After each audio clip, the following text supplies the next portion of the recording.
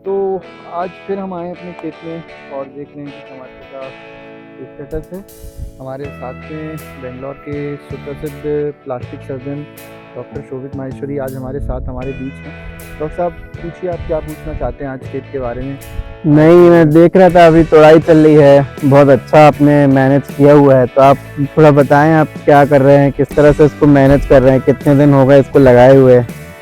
Doctor साहब, ऐसा है कि हमने जो ये प्लांटेशन किया था ये लगभग मान के चलिए 20 से 25 जुलाई के आसपास किया था। और एक नन्हा सा पौधा आज इतना बड़ा पेड़ बना है और हम इसमें लगातार 2 या 3 दिनों में जो है वो तुड़ाई कर पा रहे हैं। तो ये मैं आपका भाग जो पहला भाग आपने डाला था, मैं तब से आपका वीडियो फॉलो कर रहा हूँ, बहुत अच्छा आपने काम किया हुआ है। तो अभी कितने दिन और ये चलने वाला है, कितने दिन? डॉक्टर साहब, ये एक कम्प्लीटली हम ये कह सकते हैं कि ये एक चांस की बात है कि हम अपने पौधे को कितना आगे ले जा पा रहे हैं। हमारा प्रयास ये है तो कि जो हमारे दर्शक हैं आप क्या उनको बता सकते हैं कि जो ये पौधा है इसकी लाइफ को कैसे बढ़ाया जाए? इसकी लाइफ को हम नॉर्मली इसको जो नॉर्मल एनपीके जो न्यूट्रिशन होता है हम उसी के माध्यम से इसको चला रहे हैं। और जितना न्यूट्रिशन ये प्लांट डिमांड करते हैं उसके हिसाब से ही हम इसका जो रेशियो है वो बनाते हैं कि कितना हमारा नाइट्रोजन, पोटेशियम तो होना चाहिए। जो भी आपके प्लांट की नीड है, क्या आप हमको डिटेल में हम लोग समझा सकते हैं लोगों को कि क्या क्या आप कितने कितने दिन में सप्लीमेंट दे रहे हैं या फिर जो भी दे रहे हैं? जो प्लांट की नीड होती है वो जैसे हम एक बेसिक डोज से स्टार्ट करते हैं। जैसे 20 जो हमारी यूनिट्स है वो हमने सोडियम अपना नाइट्रोजन की दी, फिर 20 यूनिट्स पोटेशियम की, फिर अपना 20 यूनिट्स जो हमने फॉस्फोरस की दी। तो ये सब चीज़ें हम देते हैं तो इससे जो है न्यूट्रिशन। और फिर इसके बाद लेते हैं तो इस तरह से मतलब अलग अलग रेशियो में डिवाइड करके उस एलिमेंट को प्लांट को प्रोवाइड करते हैं जिससे कि रिजल्ट आ सके। तो जैसे कि आप देख सकते हैं ऊपर वाले हिस्से में फूल आ रहा है अभी, और नीचे जो है वो फल लगे हुए हैं, ठीक है। हाँ। और उसके नीचे का जो हिस्सा है वो थोड़ा थोड़ा सूख रहा है, उसके बारे में आप बताएं कि क्या ये कोई बीमारी है या ये नॉर्मल है? लेट ब्लाइट होता है टमाटो में, 2 प्रकार की बीमारियां चलती हैं। एक अर्ली ब्लाइट चलता है, एक लेट ब्लाइट चलता है। तो अर्ली ब्लाइट तो है नहीं। अर्ली ब्लाइट में क्या होता है कि प्लांट है वो पूरी तरह से खराब हो जाता है। पर लेट ब्लाइट जो होता है टाइम के साथ जो नीचे की ब्रांचेज हैं वो ड्राई होने लगती हैं, टूटने लगती हैं, हम इस तरह से रिमूव भी कर सकते हैं और इससे जो है पार पा सकते हैं। जो हमने अलग कर दिया उसे। बाकी लेट ब्लाइट ऐसा होता है कि जो पत्तियां अपना फल दे चुकी हैं वो जो है वो सूखती हैं। तो हमारे बेसिकली जो हमारा प्रोडक्शन है उस पर फर्क नहीं पड़ता। जो हमारे नए प्लांट्स जो नए हमारे फूल हैं, फ्लावर्स हैं और जो हमारा जो फ्रूट है उस पर इस चीज़ का कोई फर्क नहीं पड़ता है। अच्छा, एक चीज़ और है कि जो आपका पौधा है क्या ये और हाइट लेगा, क्या आप ऊपर और बधाई करेंगे? अब जो इसकी हाइट है वो लगभग सुनिश्चित हो चुकी है कि इतनी रहेगी, इससे ऊपर नहीं जाएगी। तो ऊपर नहीं जाएगी। अब जो भी हमको फ्रूट्स आना है वो इसी हाइट पर आना है। आप देख रहे हैं फ्रेश फ्लावर्स हैं और यही फ्लावर्स जो हैं ये आप देख रहे हैं यहाँ पर ये फ्रूट्स में कन्वर्ट हो जाते हैं। तो अब इससे ज़्यादा हाइट की एक्सपेक्टेशन हम इस लेवल पर नहीं कर सकते। तो आप ये बताइए अभी हमने कितने एरिया में जो है ये जो कर रहे हैं, हम इतना अच्छे से आपने बांध के रखा है। तो आप शुरू से एक जो हमारे दर्शक हैं वो जानना चाहते हैं कि कितना एकड़ में आपने किया है, कितनी जमीन में आपने किया है? मेरा एक छोटा सा प्लॉट है जो कि काफी समय से खाली पड़ा हुआ था। इसके 2 एकड़ के प्लॉट में मैंने इस पूरे सिस्टम को लगाया हुआ है और उसमें भी 2 एकड़ में ही ये पूरा टमाटर है। मेरी पुरानी जो चीज़ें थी उन्हीं को सब मैंने रीअरेंज करके और ये लगाया हुआ है। तो बहुत विशेष एक्सपेंसिव मेरे इस जगह पर नहीं आए। नहीं, तो ये जो खर्चे में आप डिटेल में थोड़ा अगर बता सकते हैं, क्योंकि जो भी करना चाहते हैं टमाटर की खेती की, जो ये रस्सी है और जो बांस है, करीब कितनी दूरी में आपने बांस लगाए हैं, कितना आपका बांस लगा है 2 एकड़ के हिसाब से एक रफ एस्टिमेट आप बताएं। और उसके बाद फिर हम जो वो निकल रहा है, फ्रूट निकल रहा है। जैसे गाँव में किसान होते हैं जनरली बांस सभी खेतों के आसपास प्राय पाया जाता है। अगर वहाँ से वो बांस अरेंज कर सकते हैं तो बांस एक ठीक ठाक कीमत में उनको मिल जाएगा।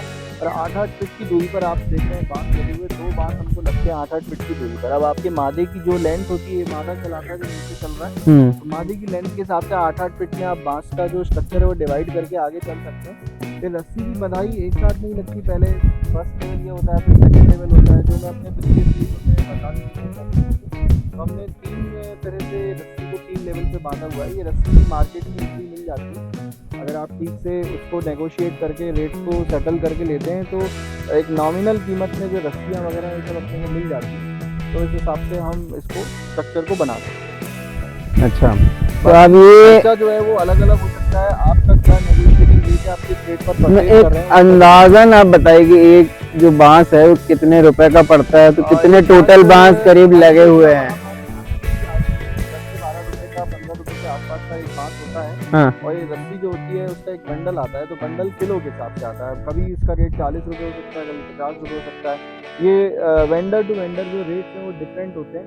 तो आपका क्या वेंडर आपको क्या प्रोवाइड कर रहा है उस पर डिपेंड करता है। तो आप औसतन अगर हम देखें इतने इतने गैप में आपने मादे बनाए हैं और इतना 8-8 फीट पे आपने बांस लगाया है, तो जो करीबन अनुमान कितना बांस जो है वो लग जाएगा हमको, अगर हम इस तरह से जैसे आपने किया है? बांसों का लगना इस बात पर निर्भर करता है कि आपके मादे कितने हैं। अगर आपके 20 मादे हैं तो आप 20 मादे, और लेंथ आपकी मादे की कितनी है उसके हिसाब से आप 8-8 फीट में कैलकुलेट करके निकाल सकते हैं कि बांस कितने लगेंगे। मान लीजिए 1 एकड़ में बड़े आराम से 1.5 से 2,000 बांस के आसपास लग सकते हैं। अगर एक नॉर्मल 1 एकड़ का खेत है तो 1.5 से 2,000 बांस की करीब लगते हैं। तो हम यहाँ मानते हैं अगर 2000 बांस हैं, 20 रुपए का अनुमान लगाते हैं कि 20 रुपए का, तो कितना खर्चा करीब हम दर्शक? 20 रुपये थोड़ा महंगा हो जाएगा। 12 से 10 रुपए, 10 से 12 रुपए, 10 से 15 रुपए के बीच में आपको बांस ये वाला मिल जाता है। तो कितना खर्चा के तो बांस में और वो आप रस्सी मिला कैलकुलेट के कर आप सकते हैं। बाकी नहीं, तो उससे हमको ये पता चलेगा कि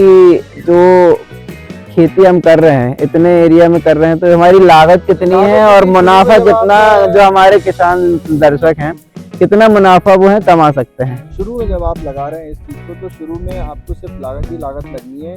आपको जो बेनिफिट है वो तब नज़र आएगा जब आपका प्रोडक्शन होगा। अगर किसी कारणवश आपका प्रोडक्शन नहीं हो पाया तो आप ये लॉस में चले जाएंगे। इस तरीके की आपके लिए बिल्कुल भी ज़रूरी नहीं, मैं तो ये कहूँगा। लेकिन अगर आपका प्रोडक्शन अच्छा हो गया तभी आप जाकर के अपने सारे एक्सपेंस निकल पाएंगे। अदरवाइज ये आपके लिए घाटे का सौदा भी हो सकता है। अगर आपको टमाटर के रेट नहीं मिले, अगर आपका मार्केट में टमाटर सही दाम पर नहीं बिक पाया, तो ये नुकसान का सौदा भी हो सकता है, क्योंकि इसमें आपकी लागत लगती है। जिनके पास चीज़ें नहीं है, मेरे पास बांस पहले से तो मेरी ये लागत नहीं लगी। जिनके पास बांस नहीं होते, हर चीज़ इनको शुरू से अगर लगानी होती है तो 1 एकड़ में अच्छा खासा खर्च बैठता है। इसका पूरा विवरण मैं अपने डिस्क्रिप्शन बॉक्स में आपको दे दूंगा कि लगभग कितना कितना खर्चा अपना पड़ सकता है। तो आइए, ये आपने खर्च की तो बात कर दी, अगर इस तरह से आपकी बात जो है, लोग जितने भाग आपने डाले हैं इतने भाग देख के अगर आपके हिसाब से फॉलो करके अगर कोई खेती करना चाहता है, तो फिर हम उसकी बात करते हैं कि कितना उत्पादन निकल सकता है, पूरी जितनी इस पेड़ की वो है लाइफ है, और कितना मुनाफा हम कर सकते हैं। डॉक्टर साहब ये पहली बारी किया हुआ है, कितना उत्पादन निकल सकता है इसका हम एक अनुमान इसलिए नहीं लगा सकते क्योंकि ये सब वातावरण पर निर्भर होता है। अगर वातावरण हमारा साथ दे रहा है और भारी वर्षा, अतिवृष्टि, ओलावृष्टि ये सब नहीं हो रही है तो एक अच्छा खासा प्रोडक्शन निकल सकता है। इसमें हम कह सकते हैं कि औसतन आप बताइए कि जो हर 3 दिन में, हाँ, एक हफ्ते में मान के चलिए करीब करीब हम 100 कैरेट के आसपास तक टमाटर निकाल सकते हैं। और हमारी किस्मत अच्छी रही तो 120, 130, 140। तो जो मुनाफा है वो रेट के ऊपर डिपेंड करता है, आप ये कहना चाहते हैं? बिल्कुल रेट पर। अगर आपका टमाटर 250 रुपये कैरेट, 200 रुपये कैरेट बिक रहा है तो उस हिसाब से आप जोड़ लीजिए। 500 रुपये बिक रहा है तो उस हिसाब से जोड़ लीजिए। जो टमाटर आपका जिस रेट पर बिकेगा वही आपका फाइनल आउटकम होगा। लेकिन खर्चा फिक्स है, खर्चा तो उतना लगना ही लगना है। और इस पेड़ जैसे कि अगर टमाटर की खेती होने के बाद क्या आप उसमें दोबारा टमाटर कर सकते हैं या फिर कुछ और आप लगाने का सोच रहे हैं? इसका मौसम पे निर्भर करता है कि किस मौसम पर हमारा प्लांट रिटायर हो रहा है। अगर वो दिसंबर जनवरी में रिटायर हो रहा है और अगर हमारे पास गर्मी से सहने की क्षमता है तो हम टमाटर करेंगे। अदरवाइज हम टमाटर को उस मौसम में नहीं जाएंगे। हम जुलाई अगस्त के मौसम में ही इस फसल का चुनाव करते हैं। जनरली जो किसान होते हैं वो उसी मौसम में करते हैं, क्योंकि अगर तेज गर्मी जो होती है ये पेड़ सहन नहीं कर पाता। और क्या लक्षण होते हैं कि आपको पता चलेगा कि अब मेरा जो पौधा है वो रिटायर हो रहा है? जैसा आप नीचे की तरफ देख रहे हैं, अगर यही चीज़ हमें ऊपर की तरफ भी देखने को मिलेगी। नए फूल नहीं आएंगे, और अगर हमारे नए फूल नहीं आएंगे तो नए फल भी नहीं बनेंगे। तो वही समझ जाना चाहिए कि अब हमारा पौधा रिटायरमेंट में आ चुका है। बहुत बहुत शुक्रिया आपकी इस जानकारी का, बहुत अच्छी आपने जानकारी दी है और आशा करता हूँ इससे बहुत लाभ होगा आप हम सभी को। आप भी आते रहिए, देखते रहिए यहाँ पर। नहीं, बिल्कुल का ज्ञान वर्धन करते रहिए कि और हम क्या कर सकते हैं। ज़रूर से। Thank you. Thank you.